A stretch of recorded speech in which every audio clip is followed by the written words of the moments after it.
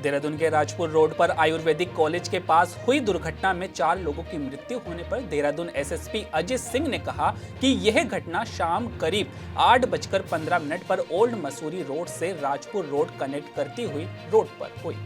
देखिए, करीब 8:15 के करीब ये घटना हुई थी जो ओल्ड मसूरी रोड से राजपुर रोड को कनेक्ट करती। वहां पर एक तेज गति की गाड़ी जो अभी मर्सिडीज बताई जा रही है, जो प्रत्यक्षदर्शी जो उन्होंने बताया था उसके हिसाब से उन्होंने जो 4 लोग पैदल चल रहे थे, जो डेली वेजेस पर जो काम करने वाले लोग हैं, अभी तक जो पता चला उसमें जो 4 लोग की डेथ हुई है वो पैदल सड़क पर चल रहे थे। उनको कार ने हिट किया था और हिट करने के बाद गाड़ी थोड़ी सी अनियंत्रित हुई और इसके बाद स्कूटी पर 2 लोग वहां पर खड़े थे जो वहीं पर एक हॉस्पिटल है उसके अंदर जा रहे थे, क्योंकि वो वहां पर रहते हैं, तो उसको भी गाड़ी ने हिट कर दिया था। तो खैर 2 लोग तो मामूली इंजर्ड हुए, जिनके पैर में चोट लगी है, लेकिन 4 लोग जो सड़क पर चल रहे थे उनको जो हिट एंड रन के कारण जो है उनकी जो है डेथ हो गई थी, रिपोर्ट हुई है।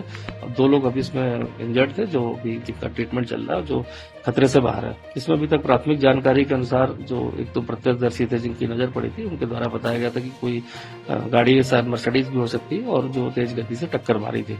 इसके आधार पर जो सूचना मिली थी, जो घटना की टाइमिंग पता चली, उसके आधार पर हमने जो विभिन्न सीसीटीवी हमारे लगे हुए हैं शहर क्षेत्र में, उनके आधार पर हमने 11-12 गाड़ियों को इसमें ट्रैक डाउन किया है, जो बाहर के नंबर की, खासकर चंडीगढ़ नंबर जिससे पता चला था कि उसका हो सकता है, उसके आधार पर 11 गाड़ियां पता चली थी। इस तरह की कोई भी गाड़ी जो हमारी किसी भी चेक पोस्ट से अभी तक आउट नहीं हुई है, तो प्रथम दृष्टया ऐसा लगता है इन्वेस्टिगेशन में गाड़ी लोकल थी, यहीं कहीं पर पार्क हुई है। तो इसके लिए हमारी पूरी सघन चेकिंग चल रही है और जो भी इसमें हिट एंड रन में शामिल होगा, इसको गिरफ्तारी के लिए तत्काल गाड़ी को ट्रेस करने के लिए किन परिस्थितियों में उसके द्वारा ओवर स्पीडिंग की गई थी, इस सभी चीज के लिए हमारी टीम लगी हुई है। मुझे पूरी उम्मीद है कि गाड़ी को ट्रैक डाउन करके जो भी इसका ड्राइवर था उसको गिरफ्तार शीघ्र ही कर लिया जाएगा।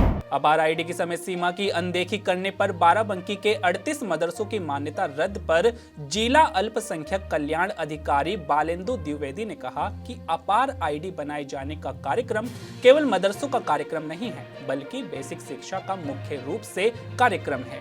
इसमें मदरसों को भी एक निर्धारित समय सीमा के अंदर आपार आईडी बनाई जानी थी। देखिए, अपार आईडी बनाए जाने का कार्यक्रम केवल मदरसों का कार्यक्रम नहीं, बल्कि बेसिक शिक्षा का मुख्य रूप से कार्यक्रम है। इसमें मदरसों को भी एक निर्धारित समय सीमा के भीतर अपार आईडी बनाए जाए। चूँकि वर्तमान में मदरसों की परीक्षाएं समाप्त हो गई हैं और रमजान में मदरसे बंद रहते हैं, इसलिए जो संसाधन विहीन मदरसे हैं उनके पास एक तकनीकी समस्या आ रही थी कि वो किसके सहयोग से काम संपन्न करता है।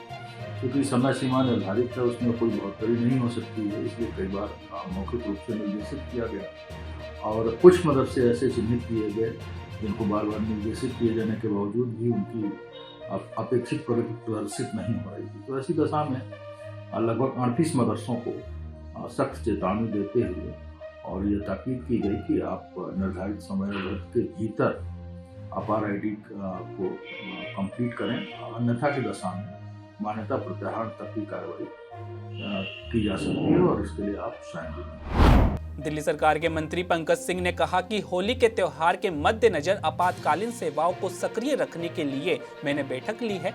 दिल्ली सरकार के अस्पताल मुस्तैद है, अगर कोई भी अप्रिय घटना होती है तो हमारे डॉक्टर तैयार है। हिदायत तो उस समय कुछ नहीं रहेगी। मेरी आपके चैनल के माध्यम से अपने पूरे दिल्ली की जनता को होली की बहुत बहुत शुभकामनाएं। अच्छे से होली मनाएं, स्वस्थ रहें, सुखी रहें और सब के लिए होली और अच्छे सुख लाए, यही कामना करेंगे।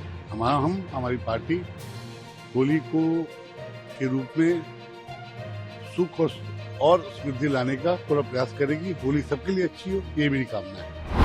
पूर्व पहलवान और कांग्रेस विधायक विनेश फोगाट ने कहा कि दुख की बात है कि संघर्ष करते हुए 2 साल से ज्यादा हो गए हैं। ब्रजभूषण शरण सिंह के साथ सरकार किस तरह की लुका छिपी खेल रही थी, यह सब के सामने आ गया है। देखिए, दुख की बात है, 2 साल से भी ज्यादा हो गए संघर्ष करते हुए, बहुत सारे टूर्नामेंट्स के बीच में गए हैं और सरकार जो छुपम छुपाई जो खेल रही थी ब्रजभूषण के साथ में, वो पूरी जनता के सामने भी आ गया है कि वो क्या बैन तो था ही नहीं।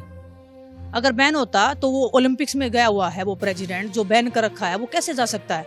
आप UWW प्रेसिडेंट के साथ में बैठे हो वहाँ चेयर पे, तो आपका तो अधिकार ही नहीं है, आपकी सरकार ने आपको बैन कर रखा है। तो वो तो एक छुपी हुई चीजें थी, पर्दे के पीछे जो घटनाएं हो रही थी, आज पूरे देश के सामने वो बात है और दुख की बात है। हमारा तो संघर्ष अभी भी जारी है, जारी रहेगा।